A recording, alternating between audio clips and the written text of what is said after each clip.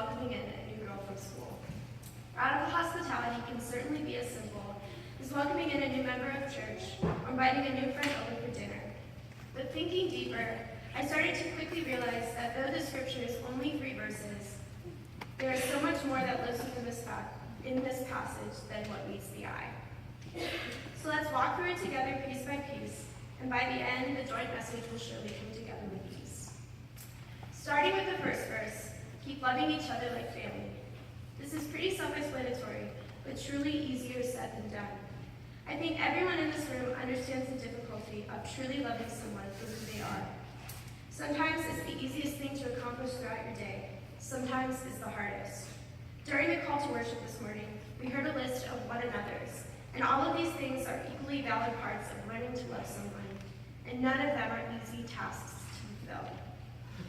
Connecting this back to radical hospitality, it is our job as Christians to love one another like family, sharing with one another the unconditional love given by God through Jesus.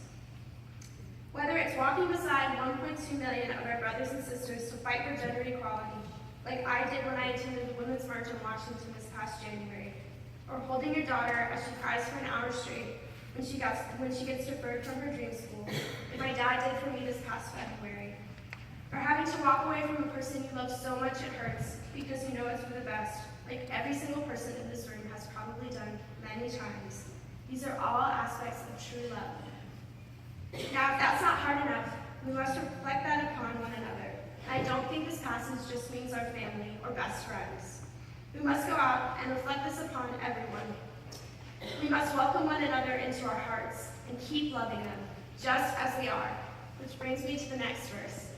Remember prisoners as if you were in prison with them, and people who are mistreated as if you were in their place. I truly believe that it is basically impossible to love and accept someone for who they are without understanding perspective.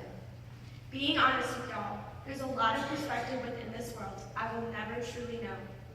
I am a white, Christian, upper to middle class, heterosexual, cisgendered person. It's a lot of privilege in one mouthful. But I've learned 2 main things through realizing my privilege. One is that I will never know what it is like to be anything else than what I am. Meaning, though we are all equal through God's eyes, there are so many aspects of social oppression I will never know. And 2, I have the power to change that. I and all of us with privilege have the power to show the world what radical hospitality truly looks like. We must use our privilege to our advantage. We must fight beside our brothers and sisters, welcoming them into our churches and our homes. We can never understand what the true fight is like, and we cannot act like we know. Sometimes the most hospitable thing you can do is stay humble and say with open arms, I'm here for you, I'm behind you, I love you. It actually freaks me out sometimes how the Bible, a book written thousands of years ago, can relate so much to the times of 2017. More than ever, we have to be radically hospitable to the ones who are mistreated and the prisoners of the world. If you've been watching the news for the past year or so, a lot of hate and demeaning behavior has been projected to pretty much everyone, but especially our friends of minority. Right now, we must welcome our Muslim and Middle Eastern brothers and sisters in with open arms. We must show that Black lives do matter and that every member of the LGBTQ community is a true child of God. And on the flip side, we must welcome in the guy with the Donald Trump 2K16 shirt in. Say hello and start a conversation with the lady who has the anti-Obama bumper sticker on her car. We must pray and love Pat McCrory and everyone who voted for House Bill 2. One of the more powerful experiences with radical hospitality I experienced was at the Montreat Youth Conference back in 2015. We were there during the Charleston church shooting, and therefore the conference had held an emergency meeting. The pastor came out on stage, and the room became silent, and she began to pray. Dear God, we want to send our prayers and thoughts to the shooter and the family of the shooter. Everyone was taken aback, but it was and is the definition of radical hospitality. It was extending love and forgiveness to everyone who needed it.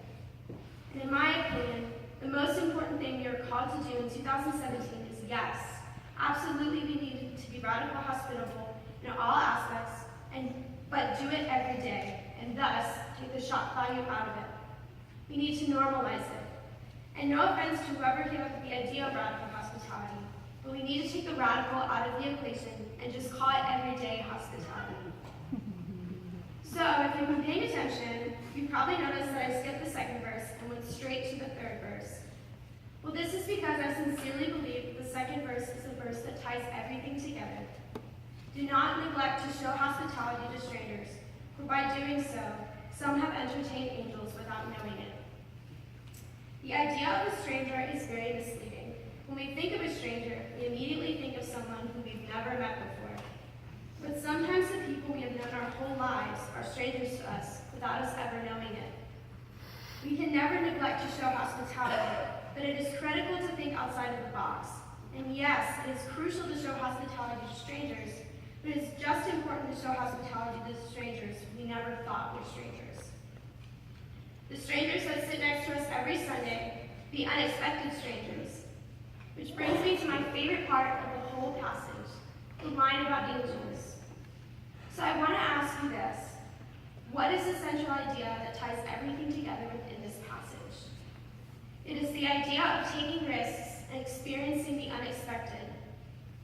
Everything that I have mentioned today, whether it is truly loving someone with all you've got, or inviting a friend of the opposing political party over for dinner, or even just passing the peace with a new member during the service, these are all examples of taking risks. And like the passage said, you must take risks to find angels, or better yet, let them find you. You must risk hurt to find angels and make mistakes to find angels. You must love to find angels. The unexpected lives within all of these things, and therefore angels live there too.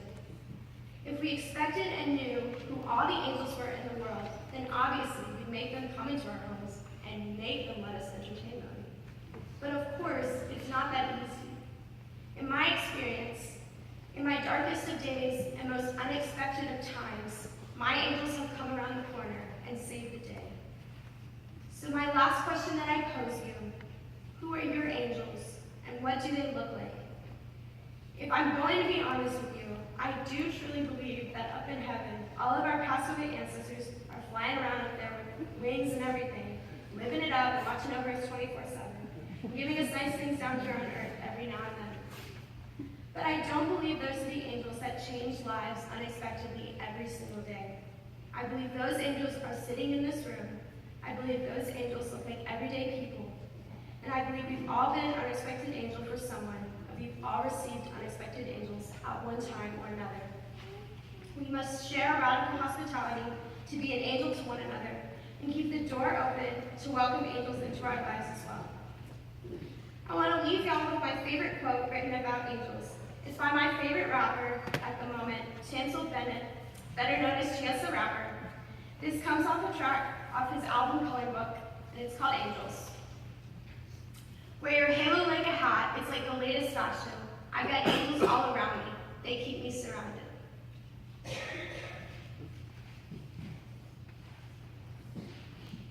Amen, amen.